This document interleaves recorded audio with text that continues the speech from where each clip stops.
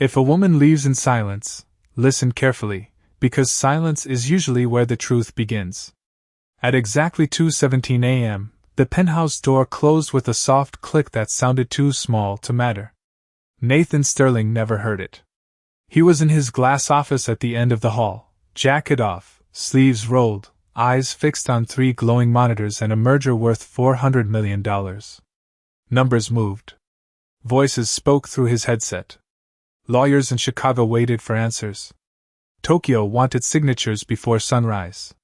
Somewhere behind all of that, his wife walked out carrying their unborn child. Nathan only noticed the house was quiet when the espresso machine stopped humming. He muted the call and looked up. The living room stretched wide and polished beneath city lights, all marble floors, floor-to-ceiling windows, furniture chosen by designers and barely touched by people. Usually Emily left a lamp on near the piano. Tonight it was dark. Usually soft music drifted from the nursery she had been building by hand. Tonight there was nothing. He stepped into the kitchen and saw it waiting for him on the island counter. A gold wedding ring. 1 ultrasound photo. 1 folded note. Nathan stared for a second, annoyed more than concerned. Emily had become emotional lately, or so he told himself. 8 months pregnant. Sensitive. Tearful. Asking for more time, more presence, more things he believed money had already solved. He opened the note with the same hand that signed contracts without reading the fine print. You pay for everything, except what mattered. He read it once. Then twice. Then he laughed under his breath, the kind of laugh people use when something unsettles them more than they admit. Emily Carter Sterling had nowhere to go, he thought. Not really. She would spend a night at a hotel, maybe with a friend, then come back after he apologized with flowers and a bracelet she didn't need. That was how problems worked in Nathan's world. They had prices. He returned to the office, slid the ring into his pocket, and rejoined the call. By sunrise the merger was complete. Everyone congratulated him. His CFO said history had been made. CNBC wanted an interview by noon. Nathan gave polished answers about vision, discipline, sacrifice. He never mentioned that his wife's side of the closet was empty. He never mentioned the nursery door standing open like a wound. At 9:43 a.m., while cameras adjusted lighting in his lobby, his phone vibrated with an unknown number. He almost ignored it. Mercy General Hospital, the voice said. Is this Mr. Sterling? Your wife was admitted early this morning. There were complications. Nathan's smile froze so completely the makeup artist beside him stepped back. What complications? He asked, suddenly unable to hear the room around him. Sir, she's in emergency labor. We need you to come now. The city outside his tower had never looked farther away. He left the microphones live, ran past assistants calling his name, and hit the elevator button 3 times though it changed nothing. In the back seat of his black SUV, Manhattan traffic crawled inch by inch. 90 minutes had never felt so expensive. He called Emily 12 times. Straight to voicemail. He called her best friend Olivia. No answer. He called the hospital again and again until they stopped transferring him. By the time he reached Mercy General, rain streaked the glass doors and his heartbeat sounded louder than the storm. He rushed through bright hallways smelling of antiseptic and coffee, following signs he could barely read, until a nurse stepped into his path and said 5 words that changed everything. You're too late, Mr. Sterling. Those 5 words did not sound dramatic. They were quiet, professional, almost gentle. But they hit Nathan harder than any market crash ever could. You are too late, Mr. Sterling. He stopped in the middle of the maternity hallway as nurses moved around him with practiced calm. Too late for what? He asked, though part of him already knew the answer would cost more than anything he had ever signed for. The nurse, whose badge read Sandra Lopez, softened her voice. Your wife delivered a baby boy 32 minutes ago. Mother and child are stable. But she made specific instructions before the procedure. Nathan exhaled so sharply it almost became a laugh. Stable. They were safe. Good. Fine. Then why are you telling me I am too late? Sandra held a clipboard against her chest like a shield. Because she did not ask for you when things became difficult. She asked for someone else? Nathan blinked. The fluorescent lights above seemed suddenly too bright. Someone else? Her emergency contact signed every document, answered every question, and stayed with her through the night. Nathan felt heat rise in his face. There had always been assistants, lawyers, drivers, advisors. But never someone who mattered enough to stand in his place. Who? He asked. The nurse checked the chart. Olivia Hayes. Nathan recognized the name instantly. Emily's college friend. Corporate attorney. Sharp, composed, unimpressed by wealth. He had met her twice and disliked how little she cared who he was. Where is Emily now? Recovery. Where is my son? Neonatal observation for monitoring. He arrived a few weeks early, but he is strong. Nathan took a step forward. I want to see my wife. Sandra did not move. She declined visitors. Especially you. Around them, doors opened and closed. Wheels rolled across polished floors. A television in the waiting room played a morning show no one watched. Nathan Sterling, who could move city permits with one phone call, could not get past one nurse in navy scrubs. This is my family, he said, voice tightening. Sandra met his eyes with the kind of calm that cannot be bought. Then you should have been here earlier. The sentence landed with surgical precision. Nathan looked away first. He turned toward the nursery windows down the corridor, drawn by something deeper than pride. Behind the glass, rows of bassinets glowed beneath warm lights. Tiny hats. Tiny blankets. Tiny lives beginning without permission from the outside world. A technician pointed toward the corner. Bassinet 14. Nathan moved closer. There he was. 7 pounds 2 ounces, according to the card clipped at the foot. Dark hair already visible beneath the knit cap. One fist curled near his cheek.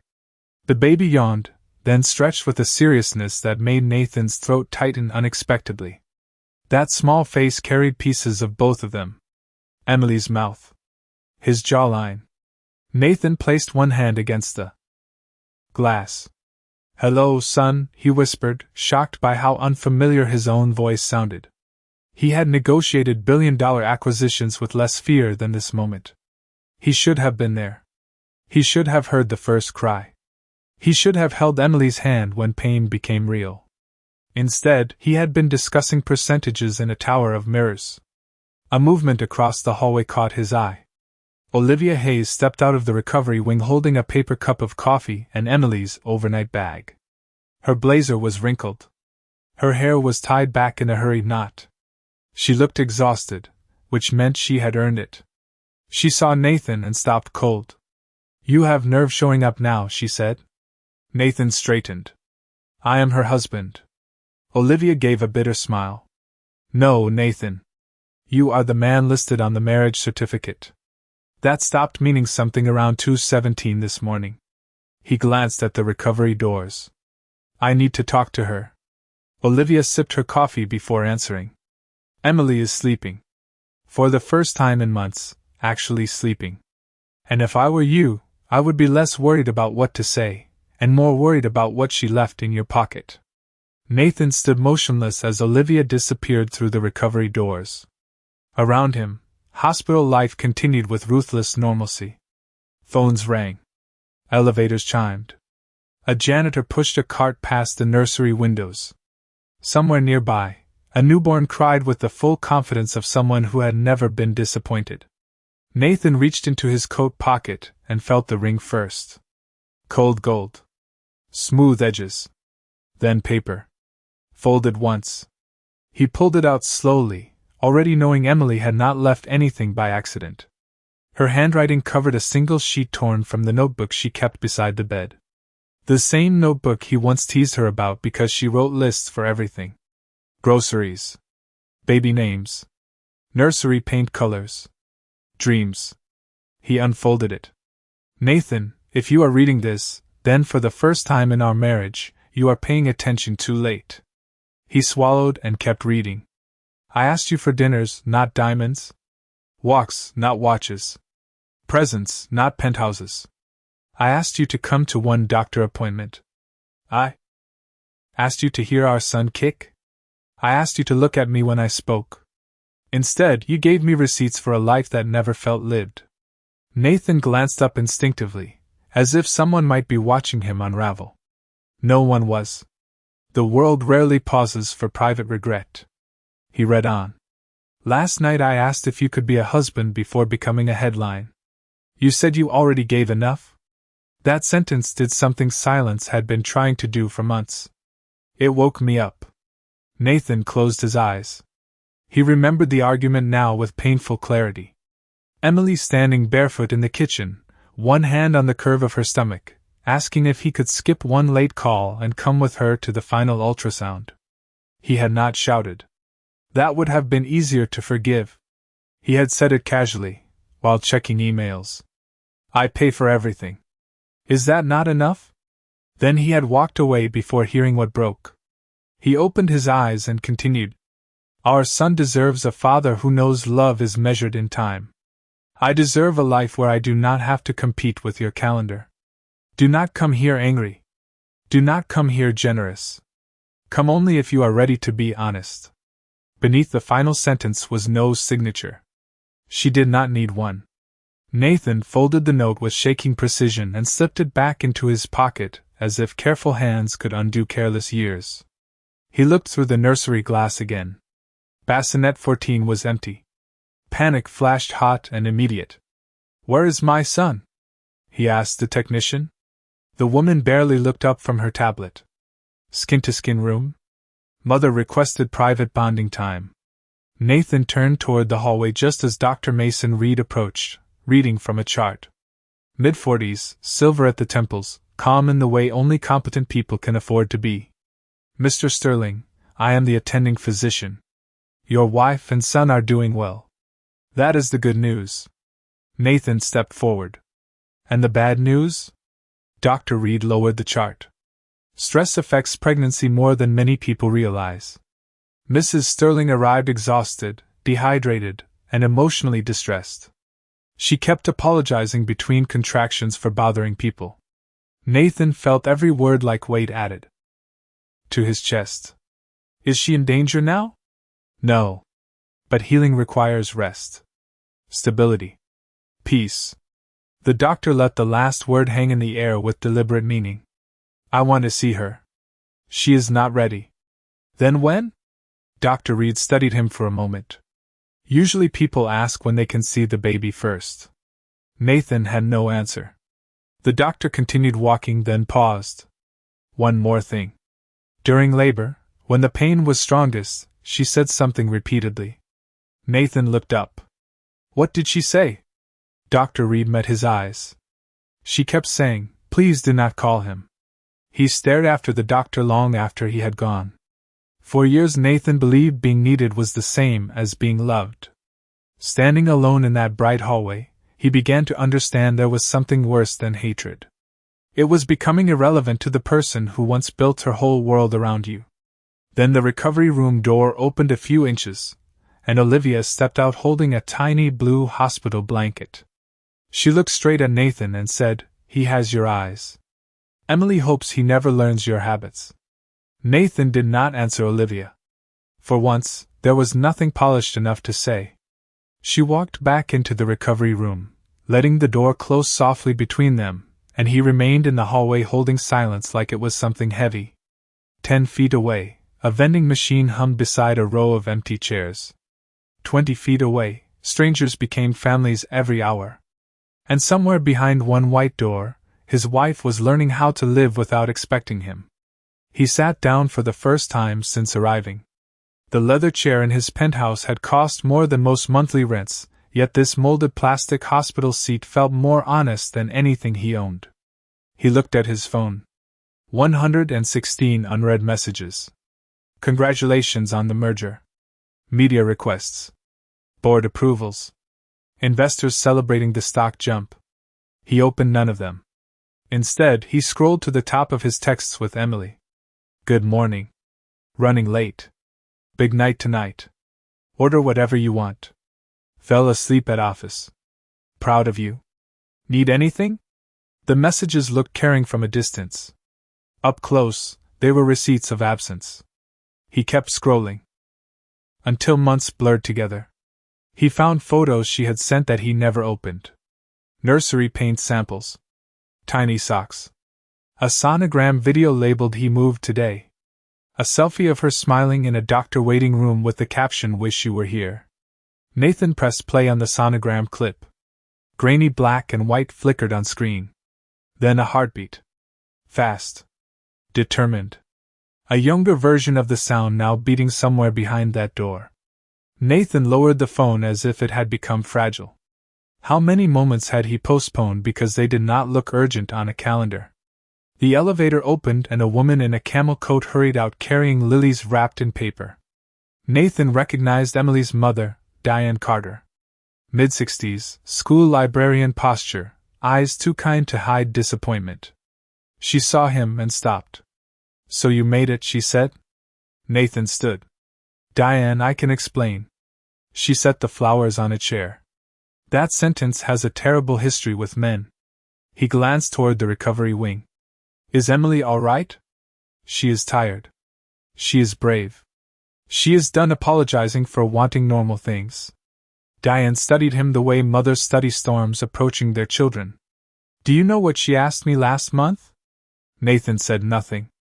"She asked if loneliness counts when someone is standing right beside you." The words emptied the hallway of sound.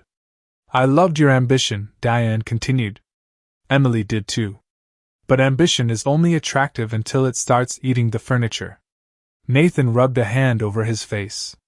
"I thought I was building security for them." "You were building distance and calling it security." Before he could answer, Dr. Reed emerged again.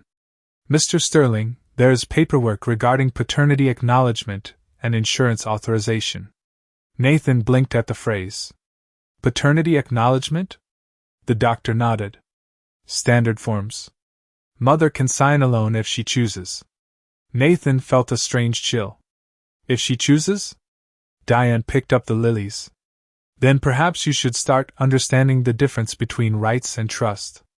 She walked past him into the room without waiting for permission. Minutes later, Olivia returned carrying a clipboard and a pen. "Emily wants the forms handled now." "Good," Nathan said quickly, reaching for the pen. Olivia did not hand it over. "Not by you." He stared at her. "What does that mean?" "It means she is considering filing separately before discharge. Temporary residence. Custody arrangements. Legal boundaries until she decides whether this marriage survives the week." Nathan laughed once, but no humor came with it. "She just had our child." Olivia's expression never changed. "Exactly. People become very clear about priorities after creating life." She offered the clipboard just far enough for him to see the first page. Across the top, in neat hospital print, were the words "Mother's requested contact restrictions." His own name was listed first. Nathan looked up slowly. Olivia's voice was calm, almost sympathetic. She said if you want access to your son, start by becoming the kind of man she would trust alone with his future. Then she turned the page, and at the bottom of the next form was a line already filled out in Emily's handwriting. "Baby boy Sterling Carter." Nathan stared at the name until the letters blurred. Sterling Carter. Not Sterling. Not Carter. Both names, joined by a line no amount of money could erase. Emily had not rejected him completely. She had redefined the terms. For years Nathan believed compromise was something weaker people asked for when they lacked leverage. Yet here, on a hospital form signed by a woman who had not slept and had just carried life into the world, compromise looked stronger than every boardroom victory he had ever celebrated. Olivia took back the clipboard. "She is not trying to punish you," she said. "She is trying to protect what is left of herself." Nathan looked toward the closed recovery door. "I need to speak with her." "You need many things," Olivia replied. "What she needs is peace." She walked away, leaving him with no strategy except honesty, a tool he had neglected for years. By noon the hospital lobby was buzzing.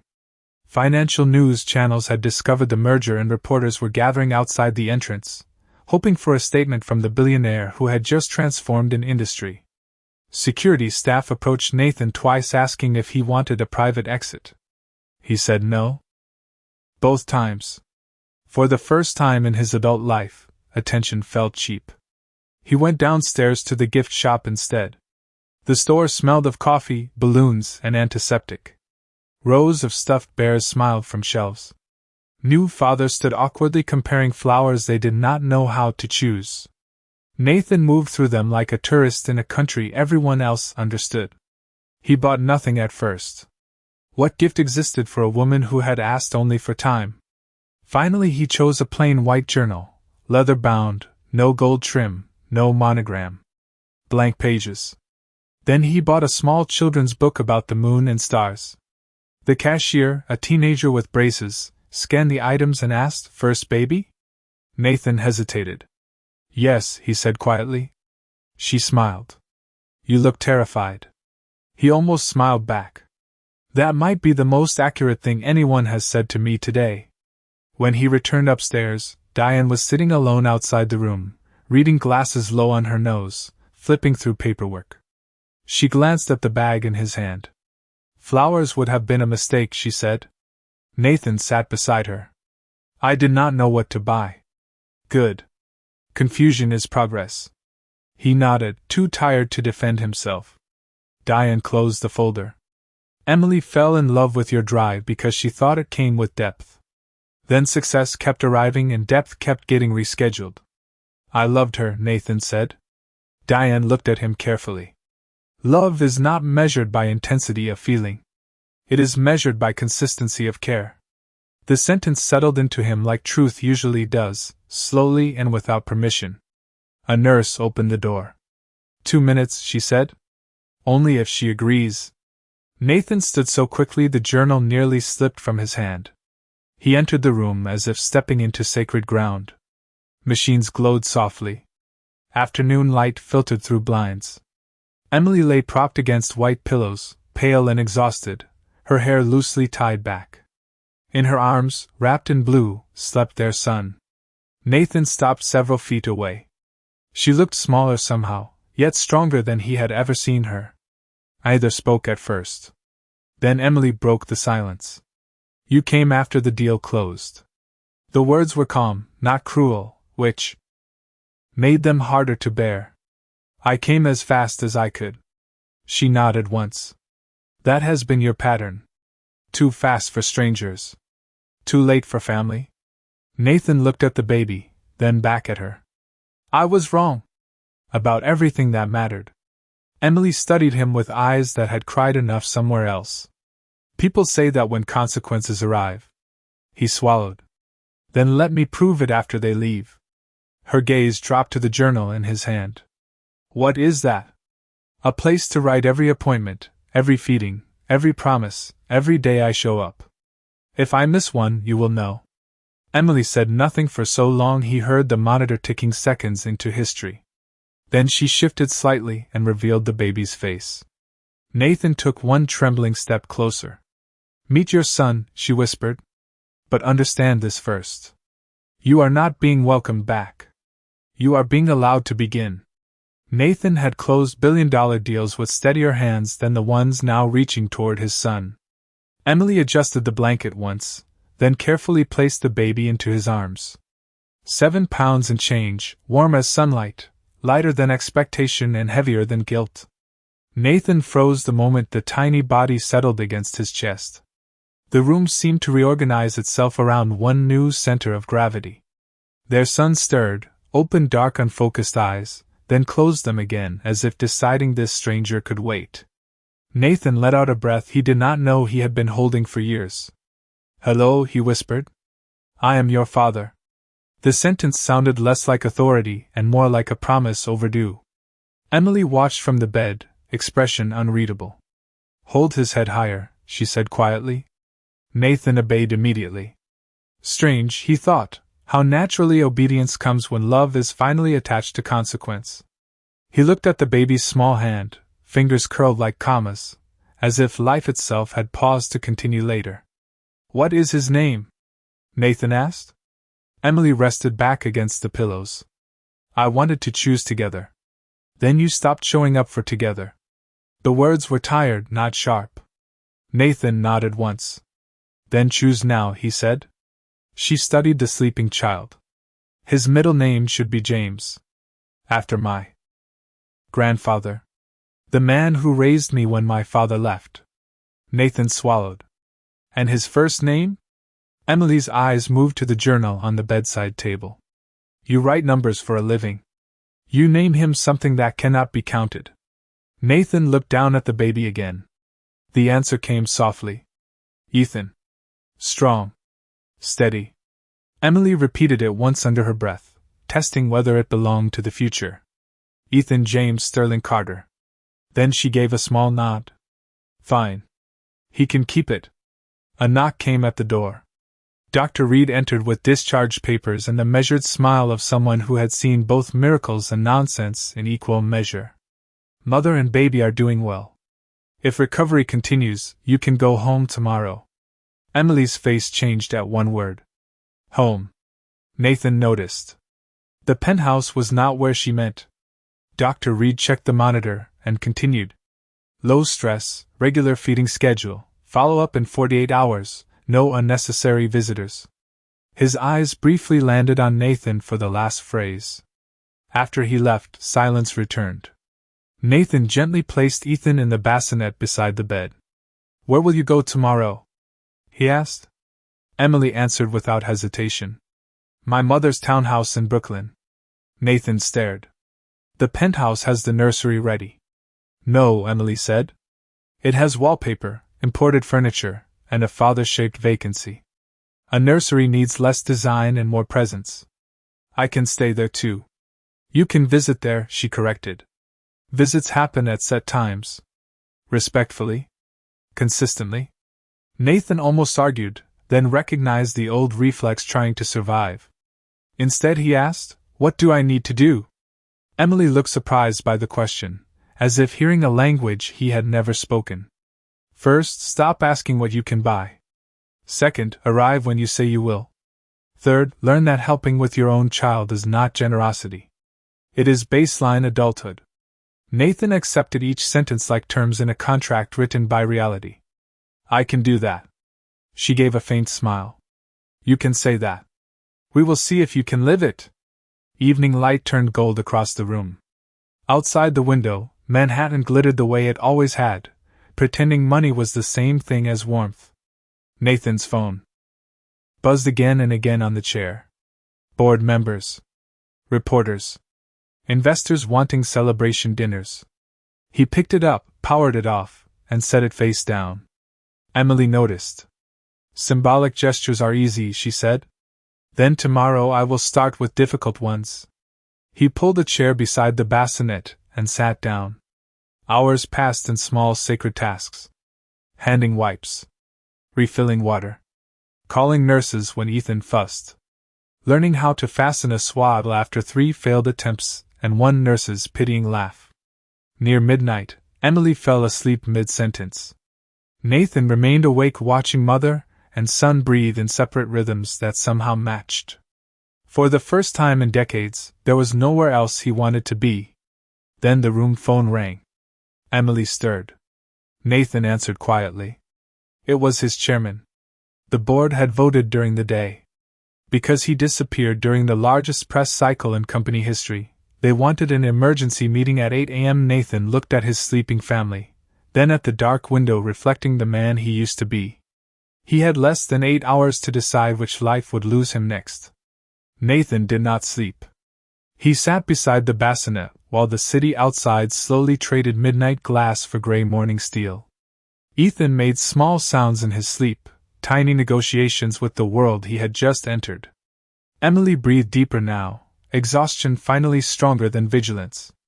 Nathan watched both of them and understood something brutal and simple. Peace had been available all along. He had just kept choosing noise. At 6:12 a.m., he opened his laptop on silent mode and read the board email. Emergency session. Mandatory attendance. Investor confidence concerns. Leadership Stability Review. The language was polished, expensive, and deeply afraid. He almost laughed. Men who had never changed a diaper before sunrise were questioning his priorities. The old Nathan would have showered in the hospital suite, changed into navy wool, and arrived first to control the room. The old Nathan had built an empire by treating urgency as virtue. But urgency had also taught him to miss everything unrepeatable. Emily opened her eyes before he noticed she was awake. "You are thinking too loudly," she said. He closed the laptop. "They want me at the office at 8. She looked at the clock, then at Ethan. "Of course they do. Important men become uncomfortable when another man discovers his family matters more than their agenda." Nathan gave a tired smile. "You make me sound better than I am." "No," Emily said. "I make you sound like who you could have been sooner." She shifted carefully and winced. Nathan stood at once. "Need water? Nurse? Anything?"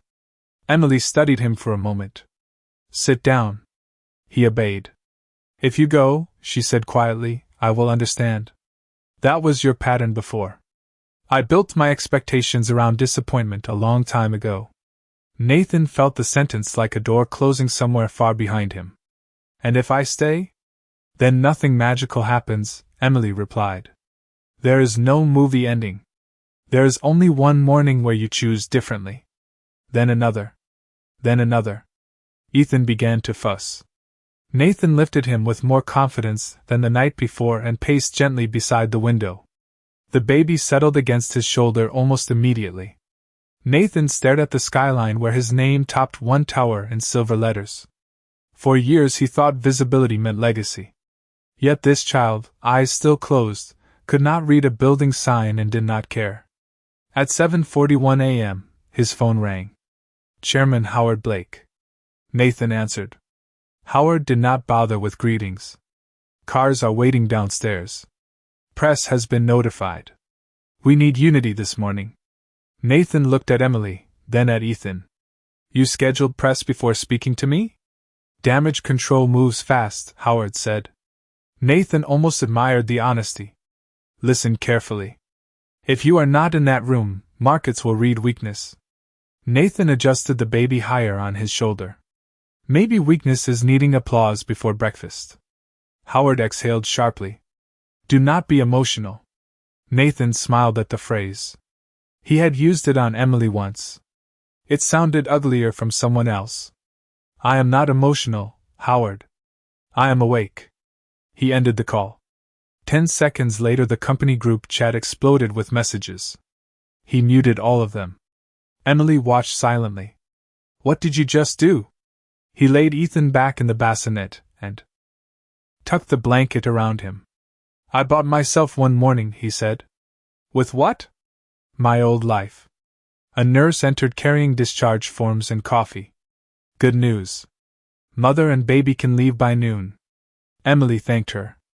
Nathan took the coffee tray and passed one cup to Emily exactly how she liked it, cream, no sugar. She raised an eyebrow. "Memory returning?" he asked. "Selectively," she said, "but there was warmth in it." At 9:03 a.m., every business channel in America ran the same breaking headline. Billionaire CEO missing from emergency board meeting after historic merger. Analysts speculated. Anchors smiled. Investors panicked politely. In room 614, none of it mattered. Nathan was learning to fasten a car seat under the instruction of a nurse half his age. Emily was laughing at him for the first time in months. Ethan sneezed once and startled himself. Then Olivia entered holding her phone like evidence. She looked from the family scene to Nathan and said, "You should probably know this before we leave. The board did not just hold a meeting. They voted you out." Olivia's words should have sounded catastrophic. 10 years earlier they would have. 5 years earlier, they would have sent Nathan into immediate war mode, calling lawyers, bankers, and anyone whose loyalty had a price tag. But standing in room 614 with a newborn sneezing in a car seat and Emily laughing softly into a paper cup of coffee, the news landed differently. "You should probably know this before we leave. The board did not just hold a meeting. They voted you out." Nathan looked at her, then surprised everyone, including himself, by asking only one question. Did they do it legally? Olivia blinked. Probably. Sloppily, but probably. Good, he said. Then I do not need to spend today thinking about them. Emily stared. You are taking this well. Nathan adjusted the straps on Ethan's carrier with exaggerated concentration. I am taking this accurately. There is a difference. Olivia crossed her arms. You built that company. I built many things, Nathan replied. Some were worth keeping. He glanced at Emily when he said it. The room went quiet in the warm way only honest moments can create. By noon, discharge papers were signed, prescriptions packed, and a nurse wheeled Emily toward the elevator while Nathan carried Ethan like he was transporting the moon. In the lobby, cameras waited behind velvet ropes. Reporters straightened jackets when they saw him. Microphones rose like flowers that wanted blood. Mr. Sterling, did the board remove you? Are you divorcing your wife? Is the merger collapsing? Nathan stopped pushing the wheelchair. Old instincts returned for one final performance. He knew angles, pauses, lighting, tone. He also knew every sentence spoken here would be replayed all day. He looked at the cameras, then at Emily, who looked tired enough to tell him exactly what she thought if he failed this test. Nathan turned back to the press. Today, he said, my wife is going home after bringing our son safely into the world. That is the only headline I care about. Reporters shouted more questions. He did not answer another one. Outside, a black SUV idled at the curb. Nathan opened the rear door, then paused when he saw the driver. Howard Blake sat inside in a charcoal suit, face tight with controlled urgency. Get in, Howard said. We need to fix this before markets close. Nathan almost laughed. Howard continued, we can reverse the vote by tomorrow if you appear united with us this afternoon. Statement, photos, damage control. You belong in that tower, not playing suburban dad in Brooklyn. Emily's expression changed so subtly only Nathan noticed. There it was. The old invitation. Prestige dressed as necessity. Nathan handed Ethan's carrier gently to Olivia, then leaned into the SUV window. For years, he said calmly, I thought men like you were mentors. You were just expensive distractions. Howard's jaw tightened. Be careful. Without us, you lose everything. Nathan straightened. No. Without you, I finally get to see what everything was. He closed the car door and tapped the roof twice. The driver, hiding a smile, pulled away with Howard still inside. Olivia burst into laughter so sudden she had to grab the stroller handle. Emily tried not to smile and failed. They crossed the bridge into Brooklyn under a clear afternoon sky. Diane's townhouse stood on a tree-lined block where mailboxes were dented, gardens were uneven, and people knew each other's names. It was worth less than Nathan's wine cellar and somehow felt richer the moment he stepped inside. Family photos covered the hallway. Real ones. Crooked frames, sun-faded smiles, birthdays no stylist arranged. Emily sat on the couch and exhaled like someone setting down years. Nathan stood awkwardly near the doorway until Diane handed him a folded blanket. If you plan to stay for dinner, hold your son while I cook. He took Ethan and sat carefully in a chair by the window. Across town, markets dipped, pundits speculated, and lawyers circled a wounded empire. In Brooklyn, Ethan slept on his chest. Emily watched from the sofa with guarded eyes. After a long silence, she said, Do not mistake one good day for redemption. Nathan nodded. I will not. Then what do you call today? He looked at the small face resting over his heartbeat. Practice, he said. Emily was about to answer when Nathan's phone buzzed with a message from an unknown number. It contained one sentence and a document attached. If you want your company back, read page 3. Nathan looked at the message while Ethan slept against his chest and the townhouse carried the ordinary sounds of dinner beginning. Pots touched stove grates. Diane moved through the kitchen with practiced rhythm. Olivia argued with someone on speakerphone about parking tickets. Emily rested on the couch beneath a knitted blanket, one hand near the bassinet beside her. The scene was so human, so uncurated, that the glowing phone in Nathan's hand felt like an artifact from another species. If you want your company back, read page 3. No name. Just a document attached. He almost ignored it. Then old instincts whispered that anonymous messages rarely arrive empty. He opened the file. It was a shareholder memorandum prepared months earlier, stamped confidential. He skimmed the first 2 pages of legal language until he reached page 3. There, in black and white, sat a voting block large enough to control the board after all. 21% held through a private trust. Beneficiary concealed. Trustee signature line already executed. Nathan's eyes narrowed. He knew every major holder in his company. Or thought he did. At the bottom was one familiar law firm. Hayes and Mercer. He slowly looked up toward the kitchen doorway where Olivia was now pouring herself iced tea like nothing in the world was interesting. You should blink less dramatically, she said without turning around. It gives away surprise. Nathan stood, careful not to wake Ethan. Was this you? Olivia shrugged. Depends which part scares you more. The message, or the fact that I knew they would betray you eventually. Emily opened one eye from the couch. Olivia. Be kind. She just smiled. Fine. Half kind. Nathan lowered his voice. Explain. Olivia leaned against the counter. 3 years ago Emily came to me because she was worried. Not about cheating. Not about money. About disappearing inside your schedule.